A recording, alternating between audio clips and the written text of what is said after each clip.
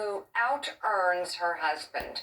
One reason the couple is featured in the new analysis in The Economist, which examines why female breadwinners remain the exception.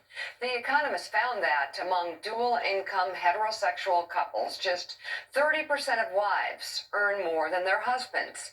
It also found that when women become the primary breadwinners, men are 1.5 times more likely to report serious psychological distress. So why has the male breadwinner model proved so difficult to break?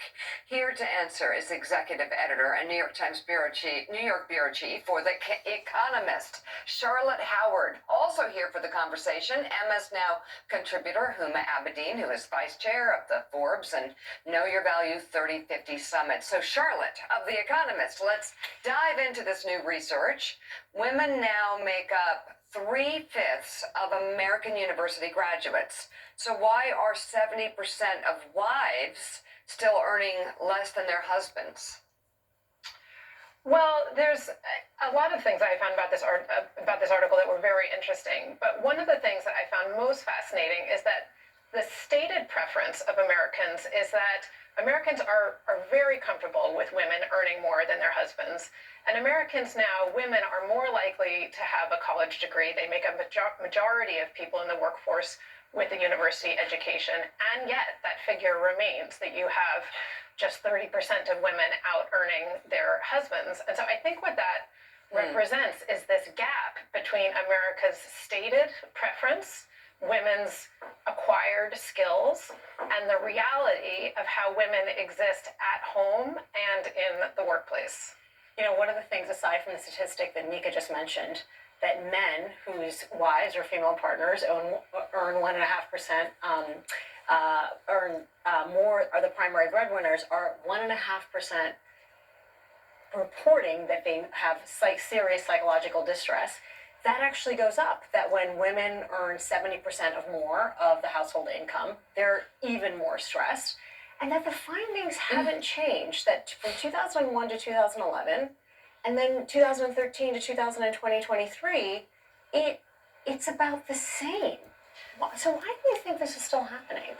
I think there are a number of hypotheses I can put forward, but the main thing, and I'd love to know your view of this, is that gender roles are just very, very sticky. You know, people can go to college at a higher rate. We can have all these mentorship programs to keep women in the workplace.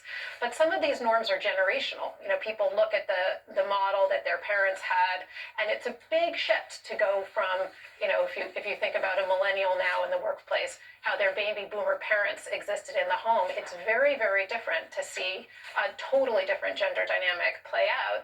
And you have this self-reinforcing dynamic, I think, that when you have a woman who is earning less, they will take on more household responsibilities. You know, even women who earn more, they have a disproportionate share of household responsibilities. And then that has this effect of perpetuating the idea that women, you know, are consistently earning less because they're taking on more responsibility at home. They can't invest the time that they would if they didn't have those responsibilities at home. So it's just a very, very sticky cycle.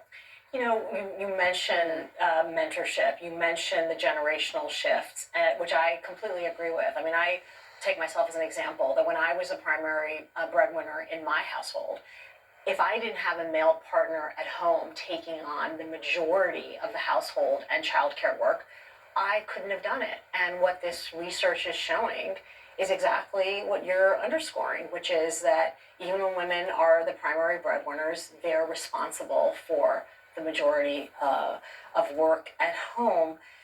What do you think it's going to take?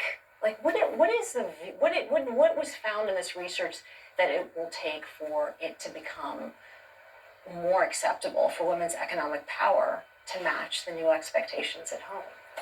I think it's, you know, a combination of things, both wonky and cultural. You know, on the wonky side, you could list a whole number of policies that would make it easier for people to have more support at home and exist in the way they want to in the workplace as well.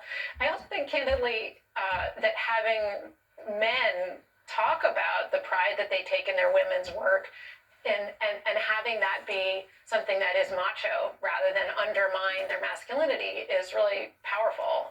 And so, all credit to Travis Kelce for saying that it's motivating to him.